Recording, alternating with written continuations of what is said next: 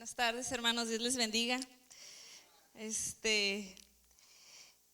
Siento con las dos cosas que han introducido, tanto Jovi y el pastor, siento que estamos conectados de alguna manera, ¿verdad? Con el mensaje, las dos cosas de las que se hablaron en esta mañana, ¿no? El año pasado nos propusimos en la casa hogar poner un huerto.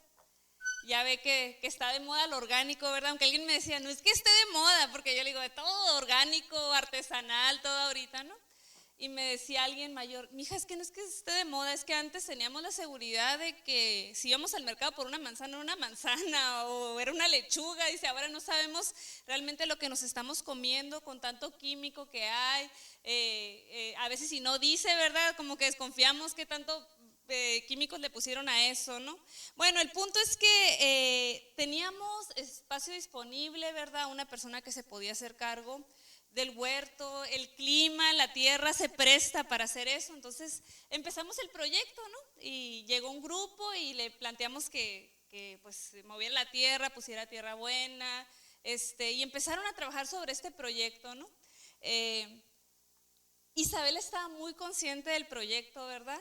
Sobre todo porque lo pusieron pegadito a donde nosotros estábamos y vio, ¿no? Cómo se removió la tierra, cómo hicieron no sé cómo se llaman, ¿verdad? Pero los surcos y cómo separaron, que aquí iba a estar la lechuga, aquí el cilantro, las fresas y todo tenía su espacio, ¿no? Pusieron letreritos y todo.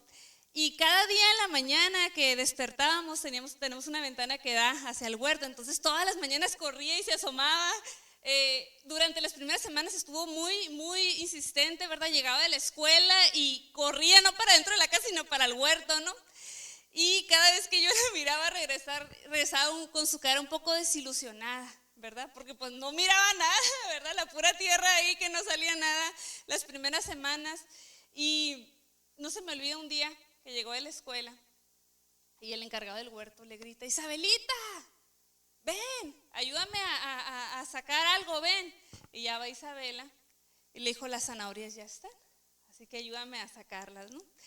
Me acuerdo la cara de felicidad de Isabela, ¿verdad? De hecho tengo una foto con la zanahoria ahí, ¿no? De la Isabela así con la zanahoria. Créame que a mi hija no le encantan las zanahorias, le batallo para que se coma las zanahorias. De hecho creo que es la verdura con la que más batallo, ¿no? Se come la calabaza y todo lo demás. Pero ese día, ¿verdad? Haber visto, ¿verdad? Que por fin el huerto estaba dando su fruto fue algo bien especial, ¿no? Yo no sé si usted ha tenido la oportunidad de cultivar algo, ¿verdad? Pero es bien especial, hasta una plantita, ¿verdad? Cuando se da, dice uno, wow, se dio la nochebuena, se dio la hortensia y uno está bien contento, ¿verdad? Porque sabe que es un proceso difícil, ¿verdad? Cuidar algo así, ¿verdad? Cuando nosotros nos tocó cosechar los rábanos, nosotros decíamos, dijo, no, esos rábanos no le llegan a los del paisano. Y posiblemente si usted prueba los rábanos, ¿verdad? Sabían igual que esos o no le llegaban, pero uno como que siente orgullo, ¿verdad? Decir, wow, estos rábanos, ¿verdad? Mira, hermano, cuando uno se acerca a un árbol a probar su fruto, uno no puede negar si el fruto es bueno o es malo, ¿verdad? Yo les he platicado en alguna ocasión que mi mamá tiene árboles de aguacates, ¿verdad? Y a todo el mundo le presumo. Y uno no puede negar si el aguacate es bueno o es malo, de cualquier otra cosa, ¿no? Los vecinos de mi mamá siempre están pendientes del aguacate, ¿no? Siempre la critican, de si no da, ay, que este año los dio muy chiquitos, no, Lucy, que no lo riegas, o que pódale, que esa rama está muy caída de ese lado, que le está quitando fuerza, no, todo el mundo opina, ¿no? Acerca de si le falta riego, le falta poda, ¿no? Y es que sabe qué, hermano, el fruto en el árbol es algo externo, todos lo ven, ¿verdad? Todos ven el fruto, ¿sí o no? Usted se da cuenta, ¿no? Es innegable que nosotros salgamos allá afuera a ver, no sé, un árbol de manzana y el fruto se ve, ¿verdad? Y probarlo también está al alcance de todos. Y uno puede juzgar si el fruto es bueno o es malo definitivamente, ¿verdad?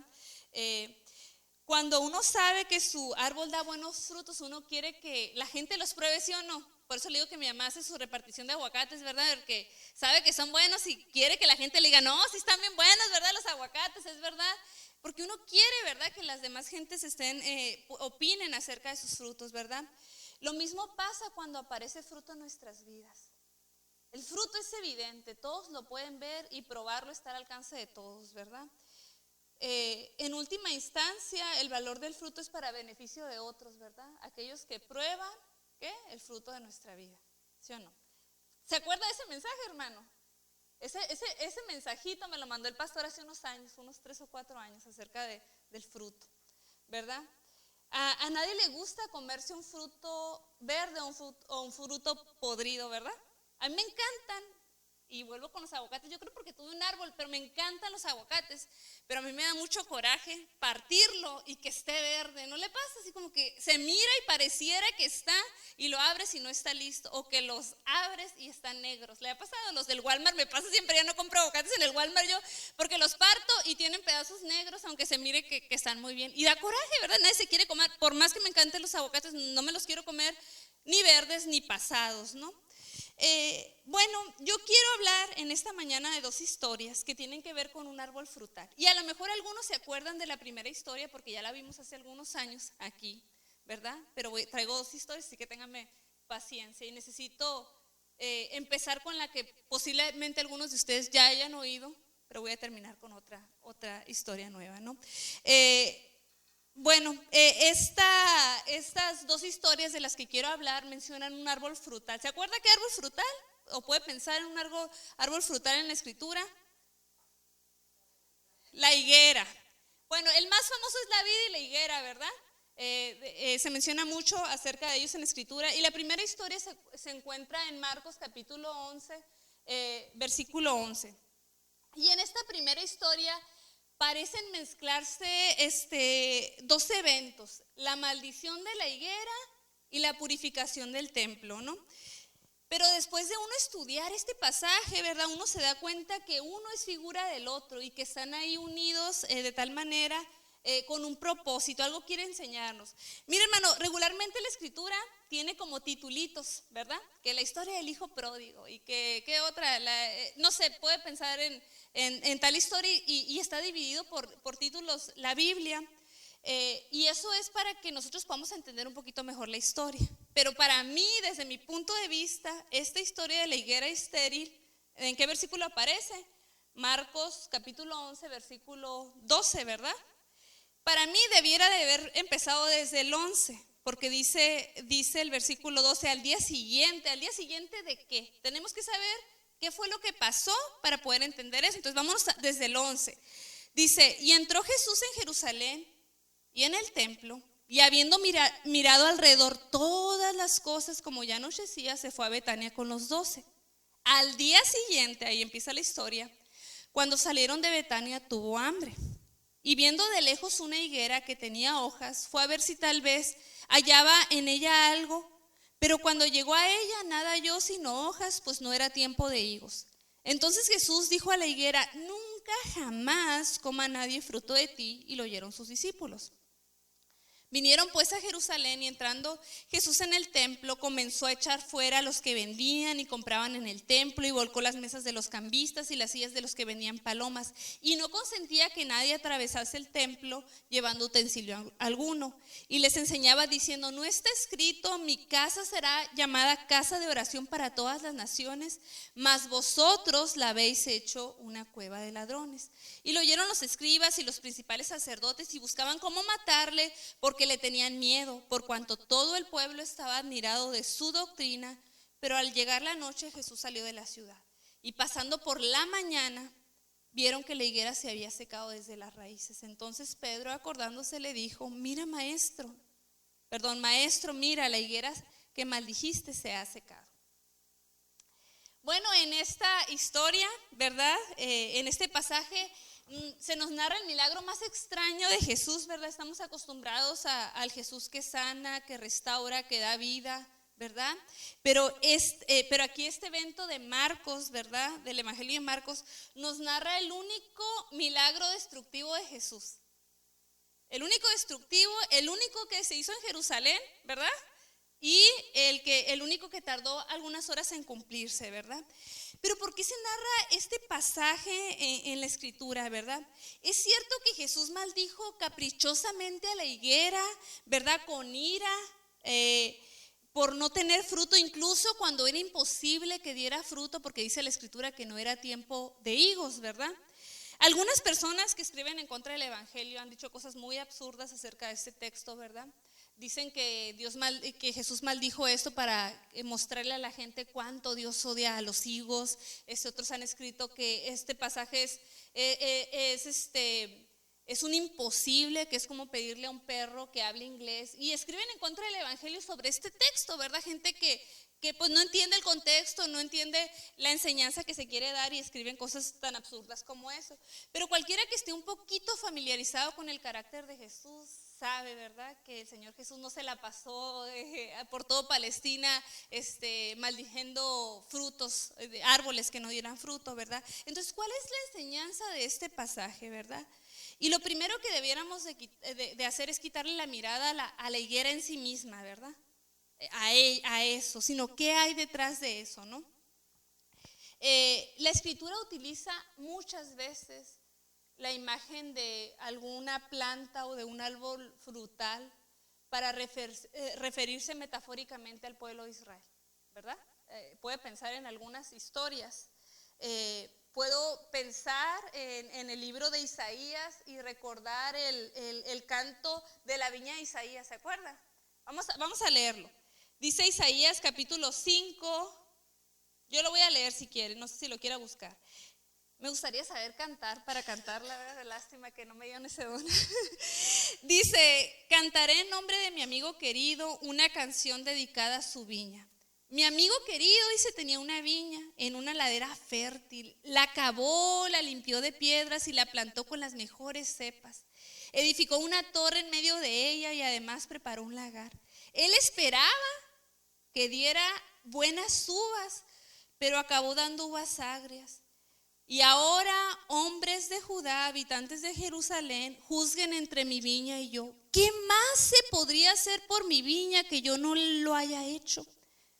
Dice, yo esperaba que diera, ¿qué? Buenas uvas.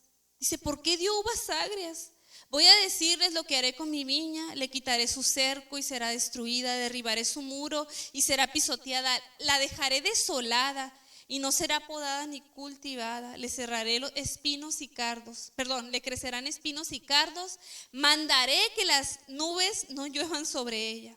Y explica el mismo pasaje, el versículo 7 dice, la viña del Señor Todopoderoso es el pueblo de Israel. Los hombres de Judá son su huerto preferido. Él esperaba justicia, pero encontró ríos de sangre. Esperaba rectitud, pero encontró gritos de angustia.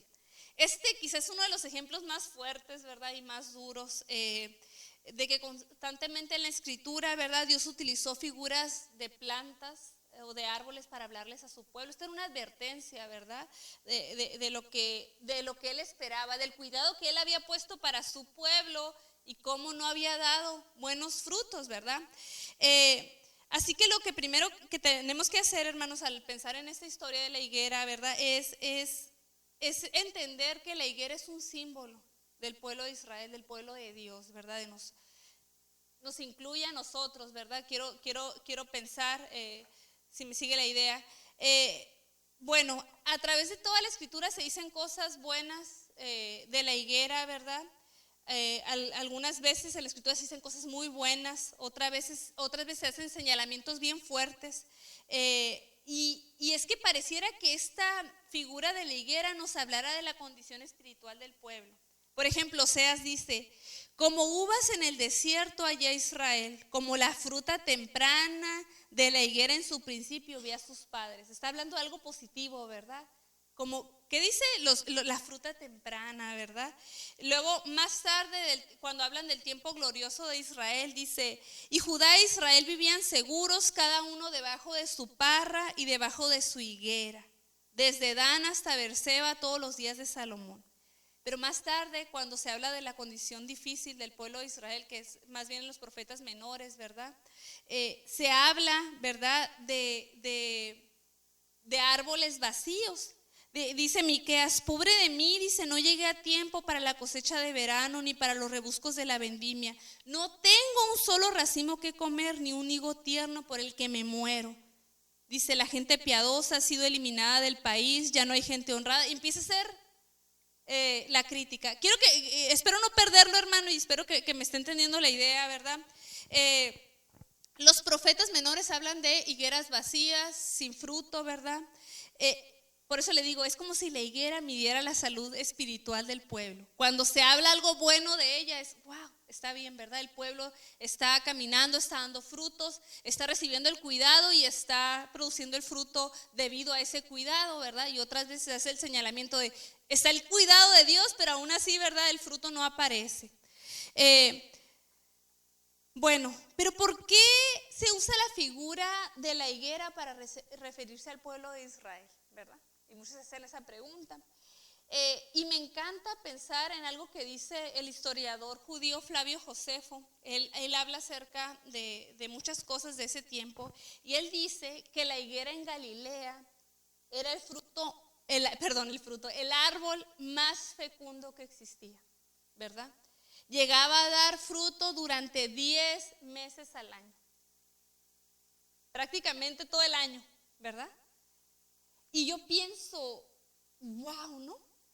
El pueblo de Dios es identificado o debiera ser identificado con la higuera, el árbol más fecundo de Galilea en ese tiempo.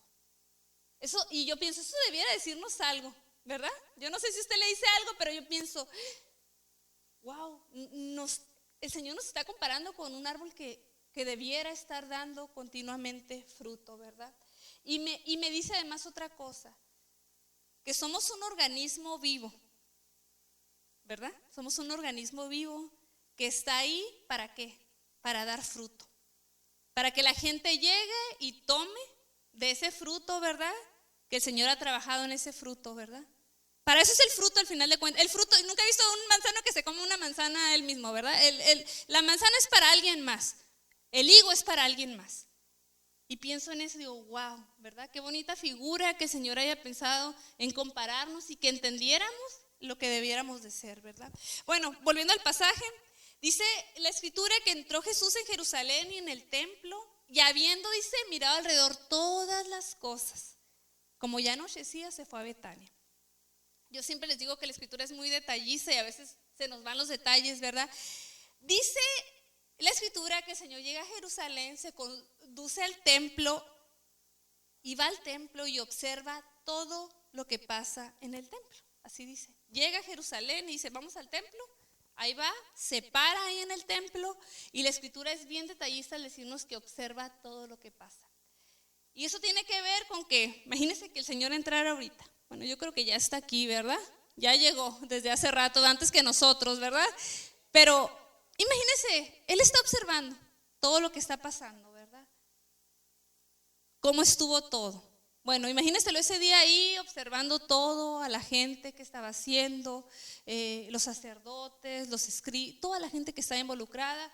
Pero dice la escritura que como ya anochecía, yo creo que ya tenían sueñito los discípulos, ¿verdad? Le dijeron, Señor, ya vámonos, y se fueron porque se iban a ir a dormir, dice la escritura que a Betania. Yo creo, ¿verdad? Que ahí con Lázaro y Marta y ellos, ¿no? Así que se van, ¿verdad? Esa es la primera vez que el Señor entra, en este pasaje que el Señor entra al templo, ¿verdad? Va a entrar unos versículos más adelante según la historia y va a hacer algunas cosas. Pero en esta ocasión dice la escritura que ya anochecía, así que deciden irse a Betania, ¿no? A la mañana siguiente se levantan con la firme convicción de volver a ir al templo, ¿verdad? Pero antes de ir al templo, Marcos nos introduce esta historia de la higuera estéril, ¿verdad? Muchos profetas ya han usado esta figura, por eso quería introducirles con eso, para que ustedes entiendan qué se refiere, ¿verdad? Tiene que ver con el pueblo de Dios. Y dice la escritura, ¿no? Al día siguiente, cuando salían de Betania, Jesús, ¿qué dice? Tuvo hambre. Y viendo a lo lejos una higuera que tenía hojas, fue a ver si hallaba algún fruto. Cuando llegó a ella solo encontró hojas porque no era tiempo de higos. Entonces Jesús dijo a la higuera, nunca jamás coma nadie fruto de ti, y lo oyeron sus discípulos. Y lo primero que quiero que notemos aquí es que dice la escritura que Jesús tuvo hambre.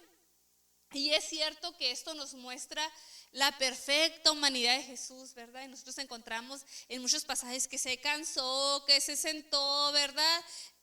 Pero yo creo que más que enseñarnos que tenía hambre, ¿verdad? No creo que esté ahí nada más para mostrar, mira la humanidad de Jesús, él también se cansaba y también tenía hambre. Yo creo que es algo más profundo lo que nos quiere enseñar el pasaje, ¿verdad? Más allá de su hambre física, ¿verdad? Así que al leer esto no deberíamos de poner tanta atención en su hambre física de ese momento, sino en el profundo deseo que el Señor tenía de encontrar entre su pueblo, aquí representado por una higuera, algo de fruto que diera gloria a Dios. Ahorita lo van a entender más cuando siga la historia, porque algunos los tengo como que no lo entiendo, ¿verdad? Algunos se han preguntado también, ¿por qué Jesús maldijo la higuera por no tener frutos si, como dice Marcos, no era tiempo de higos, ¿verdad? El versículo nos dice algo también muy importante. Dice el pasaje que tenía ¿qué? Que la higuera ¿qué tenía? Hojas, ¿verdad? Tenía hojas. Y hay un comentarista que se llama Harrison que dice que durante el primer siglo había, para empezar, varios tipos de higueras, ¿no? En Palestina. Y un aspecto muy importante del crecimiento de una higuera es, ¿verdad? Tiene que ver con la relación entre sus hojas y su fruto. Dice él que los higos pequeños conocidos por los árabes como takh aparecen simultáneamente, eso quiere decir al mismo tiempo que las hojas, ¿verdad? Eso significa simultáneamente que aparecen junto con la hoja, ¿verdad? Este frutito es comestible y dice que a menudo es recogido por los árabes para ser vendido. Dice él que cuando aparecen las primeras hojas en la primavera, todas las higueras fértiles tienen este frutito, ¿verdad? Pero si un árbol con hojas no tiene ese fruto, significa que va a ser estéril toda la temporada, ¿verdad? Será estéril por toda la estación. Por lo tanto, cuando aquí el pasaje nos dice, y no nos lo dice nada más por decirnos que tiene un significado, y nos dice que el Señor vio la higuera de lejos y que ¿qué? Tenía ¿qué? Muchas hojas. Nos está diciendo porque estaba con la plena convicción de que iba a encontrar esos frutitos que recogían los árabes para ser vendidos. ¿Sí me está captando la idea, verdad? Así que cuando él vio esa higuera frondosa, él tuvo toda la razón para sospechar y para encaminarse, seguro de que iba a encontrar algo. Tenía que encontrar algo, porque había hojas, ¿verdad? Pero después de inspeccionar el árbol, como lo hizo con el templo, y ahorita lo vamos a ver un poquito más adelante, Marcos registra que ¿qué? Que no halló nada, sino ¿qué? Sino hojas. Es decir, no había ese fruto, ¿verdad? El árbol parecía tener fruto, ¿verdad? Pero solamente tenía las señales externas, ¿verdad? La apariencia de hojas, ¿verdad? ¿Se puede imaginar, hermano, a los viajeros? Yo me imagino esos días a los discípulos, ¿verdad? Yo no sé si no le dieron de comer en Betania, no les invitaron nada, ¿verdad? Y posiblemente madrugaron a las 6 de la mañana y se encaminaron y luego ven la higuera, ¿verdad? Y ay, hay frutito, ¿no? Que comer.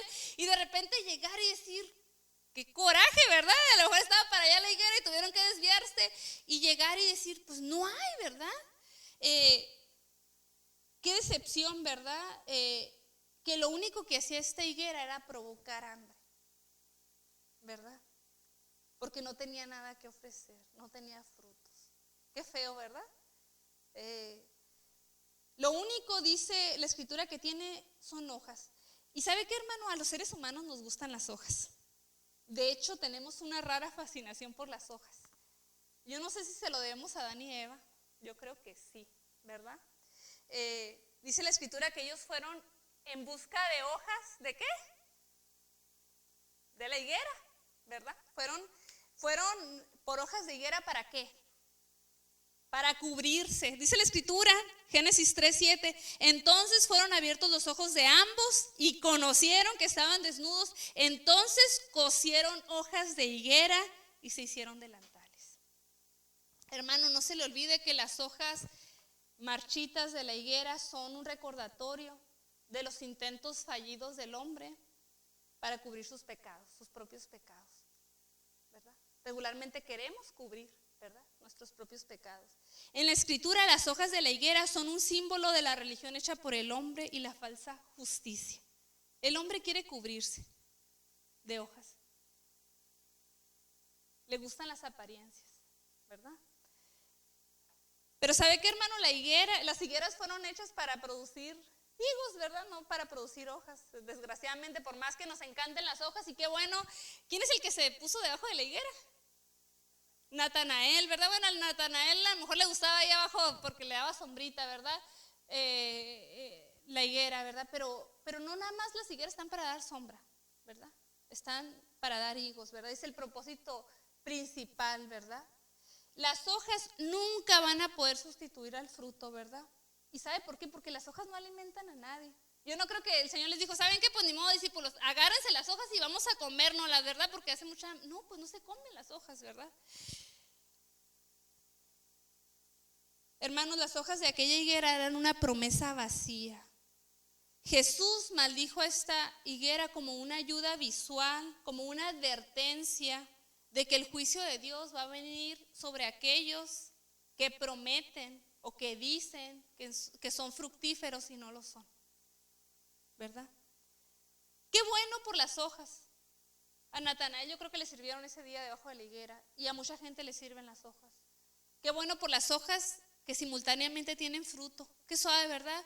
Cuando nosotros vemos a un hermanito que tiene apariencia de piedad, pero además uno se acerca y dice, no solamente es apariencia de piedad, sino que tiene fruto. Qué suave, ¿verdad? ¿Le ha tocado ver? Y descubrir que no es pura apariencia, sino que realmente detrás de esas hojonas, ¿verdad?, hay fruto, ¿verdad? Qué suave cuando podemos decir, sí, tiene señales externas, pero también tiene fruto, ¿verdad? Ahora entiende usted, hermano, por qué Jesús maldijo a la higuera. Entonces Jesús le dijo a la higuera, nunca jamás coma nadie fruto de ti, lo oyeron sus discípulos. Hermanos, como dije, Jesús no maldijo caprichosamente a la higuera, ¿verdad? No es que estaba dando fruto, no es que todos estaban alimentándose de la higuera y dijo, nunca nadie más. No, realmente nadie se estaba alimentando de ella, porque no tenía nada, ¿verdad? La higuera no estaba cumpliendo su función. Lo único que estaba haciendo, como ya dije, era provocar el hambre, ¿verdad? De lejos prometía que podía saciar, pero uno se acercaba y descubría que no tenía nada para saciar, ¿verdad? Así que cuando Jesús se dirige a la higuera y hace un juicio sobre ella, los discípulos conocen a Jesús.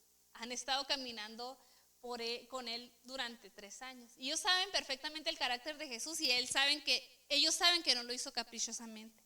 Y ellos conocen las historias del Antiguo Testamento y ellos entienden que el juicio no es para la higuera en sí, sino que iba a venir un reproche para el pueblo. Ellos entienden eso. Nosotros decimos, ay, la higuera y la maldijo, pero ellos estaban pensando, ¿para quién es esto, no? ¿Detrás de quién no va a encontrar fruto el Señor? Porque ellos conocen los pasajes y entienden muchas más cosas de las que nosotros entendemos, ¿no? Así que ellos están esperando para quién va a ser, ¿no? La noche anterior, donde había estado, dijimos, había estado en el templo y había inspeccionado, había mirado todo, al igual que se acerca a mirar de cerca a la higuera, se había acercado la noche anterior a mirar el templo. Y justo en este momento se disponía a ir nuevamente a ese lugar para hacer una de las acusaciones más fuertes que nos podemos imaginar, ¿verdad? ¿Qué había visto el Señor la noche anterior? Posiblemente señales externas, ¿verdad? Posiblemente mucha apariencia, ¿verdad? Como dije, los seres humanos somos buenísimos para aparentar. Nosotros podemos aprender a hablar como cristianos, a vestirnos como cristianos, ¿qué más? Caminar como, ay, bien exagerado, no caminar como cristianos, no, podemos aprender, ¿sí o no? A comportarnos como cristianos. Todos podemos aprender, ¿verdad? A hablar con aleluyas, aménes, hasta orar, podemos aventarnos acá, ay, nuestro Padre, y no, ¿verdad? Sabemos hacerlo.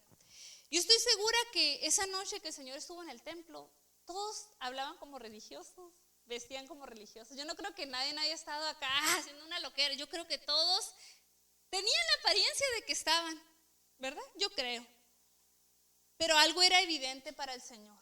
Esa apariencia era una mentira, ¿verdad? Dice la Escritura, vinieron pues a Jerusalén Y entrando Jesús en el templo, comenzó a echar fuera a los que vendían, fíjense, y compraban en el templo, y volcó las mesas de los cambistas y las sillas de los que vendían paloma, y no consentía que nadie atravesase el templo, y les enseñaba diciendo: no está escrito, mi casa será llamada casa de oración para todas las naciones, mas vosotros, ¿qué dice? La habéis hecho cueva de ladrones. Hermanos, las actividades que en algún principio habían sido fructíferas para el pueblo y para la gente que se acercaba de otras naciones, ¿verdad? Habían llegado en este momento, en el tiempo en que Jesús entra, para hacer nada, ¿verdad? Para no dar fruto. El templo había sido proclamado en Isaías como casa de oración, ¿qué? Para todas las naciones, ¿verdad? Pero para la época de Jesús el templo distaba mucho de serlo. Había decaído tanto que Jesús lo llama cueva de ladrones, ¿verdad? No solo porque se estaba robando ahí, sino porque se había convertido en un lugar de seguridad para los principales sacerdotes, para los escribas. Era una cueva. La cueva simboliza, ¿verdad?, el lugar donde donde esconden el botín los que roban y donde se esconden los que roban, ¿verdad? Y lo compara con eso. Qué fuerte, ¿verdad? Un lugar que había sido puesto por Dios para ser casa de oración para todas las naciones, ¿verdad? De repente darse cuenta que se había convertido en eso, ¿verdad? El templo se había convertido en un lugar de negocios y muchas cosas más, ¿verdad? Tenían el negocio de la venta de los animales, ¿verdad? Tenían una moneda en curso, ¿verdad?, que tenían que llegar y cambiarla. Qué decepción, ¿verdad? Todo lo que se había, los negocios, ¿verdad?, en los que se había convertido este lugar. Todo esto es lo que había llegado a ser el templo para Jesús. Al igual que la higuera, el templo era una ilustración, ¿verdad?, de la nación judía. Era espléndido por fuera, pero por dentro dice el Señor que era una cueva de ladrones. Este majestuoso templo, ¿verdad?, impresionaba. Yo no sé si usted se acuerda, alguna vez lo vimos en Marcos cuando van los discípulos, ¿verdad?, y se impresionan de ver el templo y le dicen al Señor: mira qué piedras y qué edificios, ¿no? Y yo pienso, wow, ha de haber sido impresionante estar en el templo, ¿verdad? Hay unos templos, yo no sé si a usted se le cae así. Nosotros estuvimos en San Miguel de Allende, ¿verdad? Y hay un templo hermosísimo que yo creo que el templo, si ese me impresionó, yo no sé qué hubiera estado como los discípulos: Señor, mire las piedras, qué preciosas, ¿no? Pero era algo muy bonito, ¿verdad? Por fuera, impresionaba, ¿verdad? Si algo era firme y duradero para los judíos era el templo, ¿verdad? Sin embargo, dice Marcos que un día Jesús, como un peregrino más, lo visitó para la fiesta de Pascua.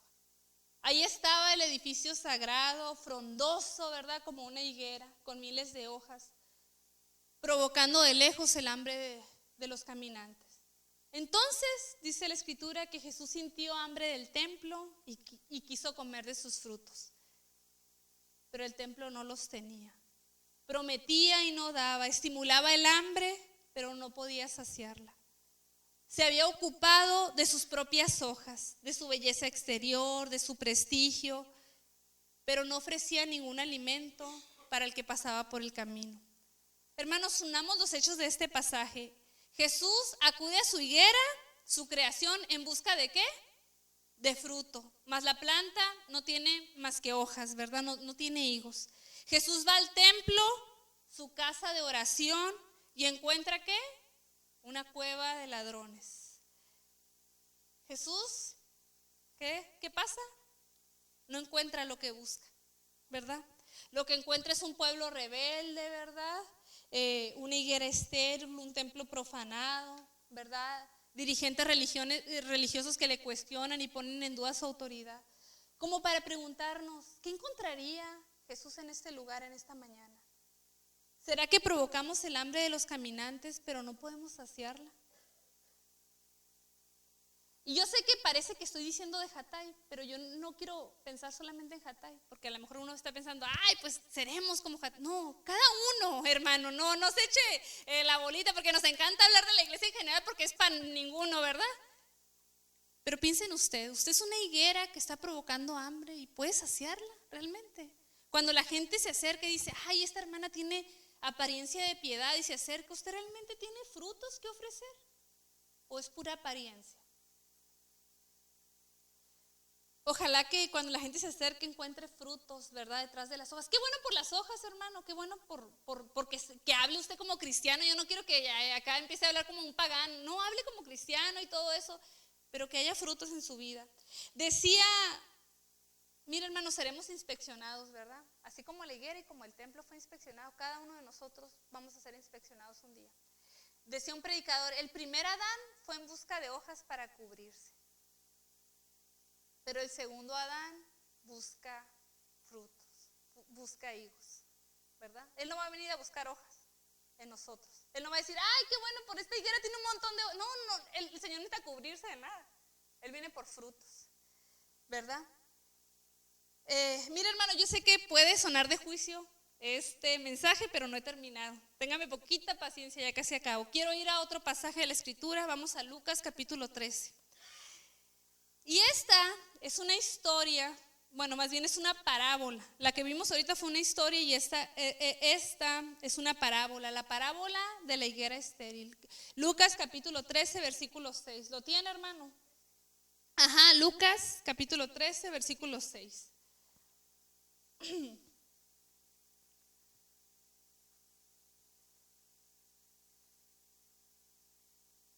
¿Lo tienen? Sí, amén. Ok, dice la Escritura, dijo también esta parábola. Tenía un hombre una higuera plantada en su viña y vino a buscar fruto en ella y no lo halló. Y dijo al viñador, he aquí, hace 3 años que vengo a buscar fruto en esta higuera y no lo hallo. Córtala, ¿para qué inutiliza también la tierra? Él entonces respondiendo le dijo, Señor, déjala todavía este año, hasta que yo cabe alrededor de ella y la abone. Y si diere fruto, bien, y si no, la cortarás después. Hasta ahí, hermanos. Yo creo que no tengo que explicar otra media hora quién es la higuera, ¿verdad? ¿Entendemos que nosotros somos la higuera, verdad? Usted es la higuera, hermano. El hombre que viene a buscar los frutos es Dios. Pero a mí me surge una pregunta. ¿Quién es este viñador, verdad? Que interviene delante del propietario y se compromete con la higuera. ¿Qué significa ese año más que se le concede a la higuera? ¿Qué significan esos cuidados de cavar y abonarla? Mira, hermanos, al comienzo del libro de Lucas, el Señor lee un pasaje de Isaías, ¿verdad? Que dice, el Espíritu me ha ungido, y dice un montón de cosas, para anunciar el año de gracia del Señor. El año de la higuera va en la misma dirección, el año de la gracia. El que está intercediendo es un año más de gracia, por favor. No cortes, todavía no, por favor. Hermanos, el Señor Jesús ha venido a ser el trabajador incansable entre los árboles que no dan fruto. Él es el trabajador incansable, ¿verdad? A diferencia del profeta Jonás, ¿verdad? Que cómo llegaba amenazando a todo el pueblo en ¿cuántos días será esto? ¿En 40 días o cuántos serán destruidos? No, el Señor Jesús, ¿verdad? No amenaza. Él es el que interviene por nosotros. El que dice, yo voy a trabajar otro año más para que esta higuera, ¿verdad?, dé su fruto. Jesús es el que se compromete ante Dios para trabajar por la higuera, por la ciudad, por cada uno de los pecadores, de los árboles que no acabamos de dar fruto. En esta parábola, la conversión no es el fruto del miedo por la amenaza de ser destruido, sino es un llamado a despertar desde un amor que se compromete con nosotros. ¿Se fija? ¿Se fija que el viñador no dijo, es que sí, córtalo, ya le invertí un montón de tiempo y mejor planta? No. ¿Qué le dice? Espérate un año más, ¿verdad? Yo voy a invertir tiempo en la higuera, ¿verdad? ¿Aceptará el dueño la propuesta del amable viñador? ¿Comprenderán los oyentes el amor de Jesús de Nazaret que compromete su vida a favor de la higuera?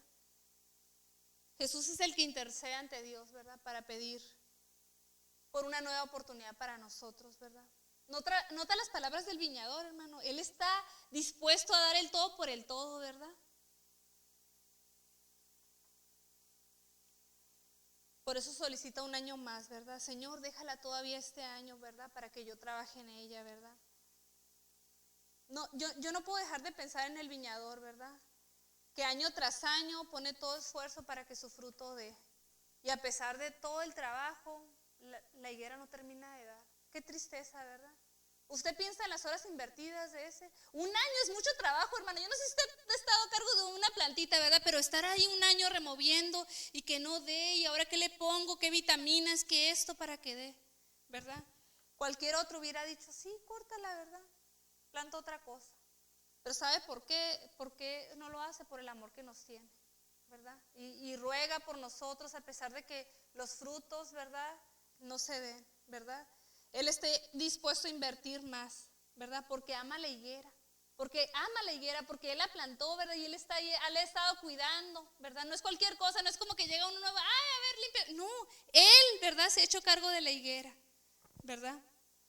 Algunos comentaristas dicen que habían sido posiblemente no 3 años en los que la persona había venido a buscar fruto. O sea, que no tenía 3 años de vida la higuera, tenía posiblemente más. Porque hay en la escritura la ley de Levítico que dice: y cuando entréis en la tierra y plantéis toda clase de árboles frutales, considerad como incircunciso lo primero de su fruto. 3 años será incircunciso, su fruto no se comerá. El 4.º año será consagrado a la alabanza de Jehová, mas el 5.º año comeréis el fruto. Quiere decir que esa higuera ya tenía, posiblemente desde el punto de vista, si guardaron la ley de Levítico, pues tenía más tiempo esa higuera, ¿verdad? Bueno, hermanos, no sabemos si tenía 3 o 7, yo creo que es lo que menos importa. Lo que más importa es que la intervención del viñador seguía ahí, ¿verdad? Rogando para que no sea destruida. Hermano, yo puedo testificar en esta tarde que he sido una higuera preciosamente atendida por el Señor, que he sido cuidada. Yo puedo pensar en las veces que he sido regada, que he sido abonada, que he sido talada en algunas ocasiones. Yo, si el Señor viene y no encuentra, no puedo decir, es que no me cuidaste bien, no me abonaste. Yo creo que ninguno tenemos la cara para decir, Señor, es que te faltó vitamina. No, yo creo que el cuidado del Señor ha estado ahí y sigue estando, ¿verdad? A pesar de que no sé por qué no estamos dando fruto, el Señor sigue invirtiendo en nosotros, ¿verdad? Debo decir también que agradezco por mi precioso viñador, que rogó por un año más, ¿verdad? Y que sigue rogando a veces por un año más. Yo pienso, gracias, Señor, por decir, ¿verdad? No, un año más, yo voy a trabajar para que dé fruto. Yo no quiero que la cortes, ¿verdad? ¿Me entiende, verdad, hermano? Yo creo que me entiende, ¿verdad? El Señor va a venir por fruto. Y no quiero que sea de juicio, pero como condenatorio, ¿verdad? Sino que esta parábola nos enseña desde el amor. El Señor se compromete para que demos fruto, hermano, haga su parte, ¿verdad? Y sea agradecido con ese cuidado, ¿verdad? De los frutos que el Señor espera de su vida, ¿verdad? Yo creo, ¿verdad? Que el Señor sigue rogando y lo va a seguir haciendo, ¿verdad? ¿Sabe por qué? Porque estamos aquí todavía. Y yo creo que ha rogado por todos nosotros, dale más tiempo, ¿verdad? Para que yo trabaje en ella. Le doy el tiempo al pastor. Se las están tirando, hermanos. Muchas cosas durante el mensaje me hicieron pensar, muchas cosas, no estoy exagerando, en la experiencia que hemos tenido ahora. Ya tenemos 4 años. Tiempo de empezar a tomar los frutos, ¿verdad?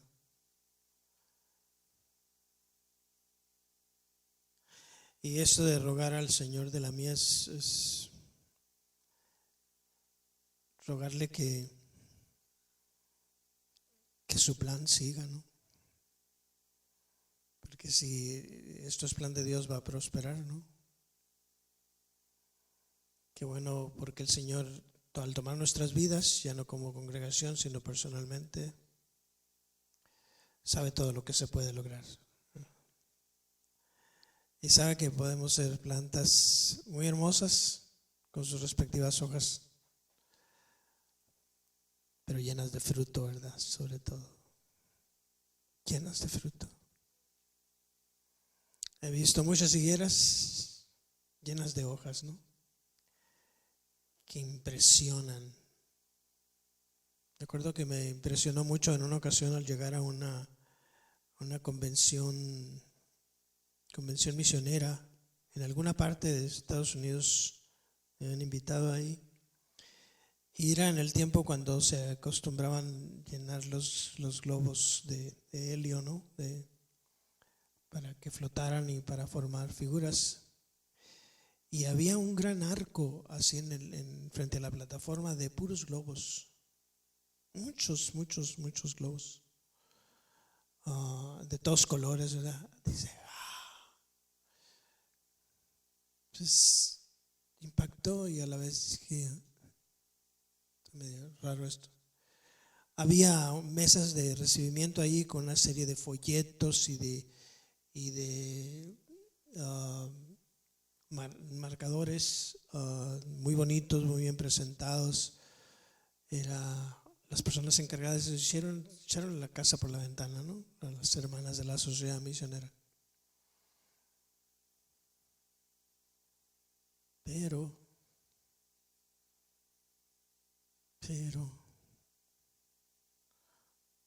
era todo lo que había. Era todo lo que había. Somos especialistas en llenar nuestros medios de higueras, ¿no? de hojas, perdón. Llenar nuestras higueras de hojas, muchas hojas. Y saben ustedes que las iglesias más populares son las que tienen muchas hojas, muy atractivas, muy atractivas. Y hay un tipo de hojas que se cuelgan por todos lados, ¿verdad? Y ese tipo de hojas de muchas pequeñas higueras, muchas, tienen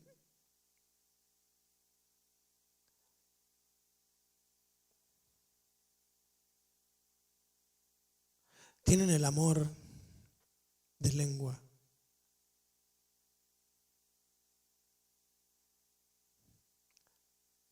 Pero no de hecho ni en verdad. Son hojas, ¿no? Simplemente hojas.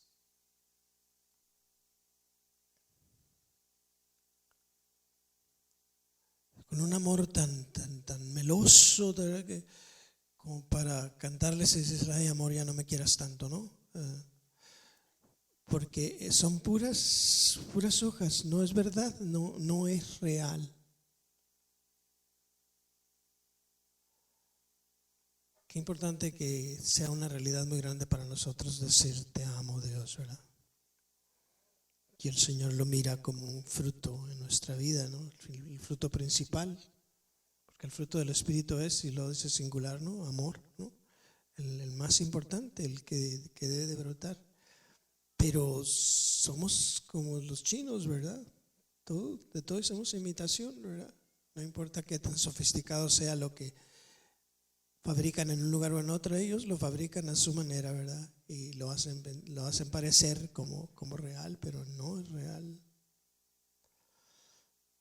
La realidad de Dios, qué importante, ¿verdad, hermanos? Que haya frutos. Qué curiosos, se esconden ahí debajo de las hojas, ¿no? Qué bueno es pensar, pues tendrá muchas hojas, pero si te fijas bien, debajo de las hojas hay algo muy real. Qué pena cuando debajo de las hojas no hubo nada más. Oramos, hermanos. Y aquí estamos, oh Dios. Somos higueras que forman una comunidad. Y tú esperas de nosotros, de cada uno de nosotros, los frutos adecuados para bendecir, para ayudar. Gracias por 3 años, por 4 años que tú trabajas en nosotros para que la higuera dé frutos, para que no se seque, para que dé frutos,